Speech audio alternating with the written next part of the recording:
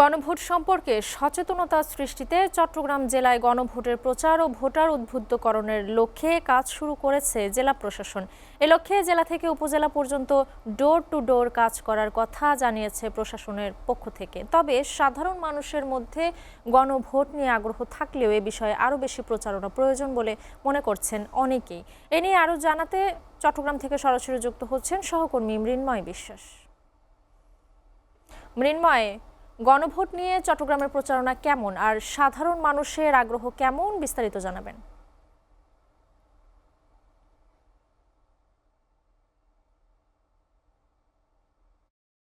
চট্টগ্রাম জুড়ে কিন্তু আসলে নানা ধরনের প্রচারণা চলছে এবং ঢাকা থেকে কিন্তু একেবারে বলা চলে যে সরকারের ঊর্ধ্বতন মানুষরা কিন্তু আসছেন এবং প্রচারণায় অংশ নিচ্ছেন। আজকে বেশ কয়েকজন উপদেষ্টা কিন্তু চট্টগ্রামে সফরে আসছেন এবং গণভোটের বিষয়ে জেলা প্রশাসনের পক্ষ থেকে বেশ কয়েকটি অনুষ্ঠান রয়েছে এবং সেখানে কিন্তু প্রচারণা তারা চালিয়ে যাচ্ছেন। এবং আমরা দেখেছি যে নগরীর বেশ কয়েকটি পার্কে কিন্তু একেবারে বলা চলে যে জোরে সোরে প্রচারণা চলছে। বিশেষ করে যে ফুল উৎসব রয়েছে চট্টগ্রামে আগামী ফেব্রুয়ারি ৮ তারিখ পর্যন্ত কিন্তু ফুল উৎসব রয়েছে, যে বড় আঙ্গিকে দেশের বৃহত্তম ফুল উৎসব বলা হচ্ছে। সেখানে কিন্তু প্রতিদিনই আসলে বলা চলে যে এই গণভোটের বিষয়ে প্রচারণা চলছে। কিন্তু একটা বিষয় আসলে চোখে পড়ার মতো, চট্টগ্রাম নগরীতে কিন্তু তেমন কোনো বিলবোর্ড কিংবা তেমন কোনো প্ল্যাকার্ড আমাদের এখনো পর্যন্ত চোখে পড়েনি। আমরা নগরীর বেশ কিছু গুরুত্বপূর্ণ স্থান কিন্তু গত কয়েকদিন ধরে ঘুরেছি এবং গণমাধ্যমেও কিন্তু বেশ কয়েকটি আমরা রিপোর্টে আসলে এই বিষয়টি সবাই বলছেন যে নগরীতে আসলে তেমন কোনো প্রচারণা আমাদের এখনো পর্যন্ত চোখে পড়েনি। কোনো প্ল্যাকার্ড কিংবা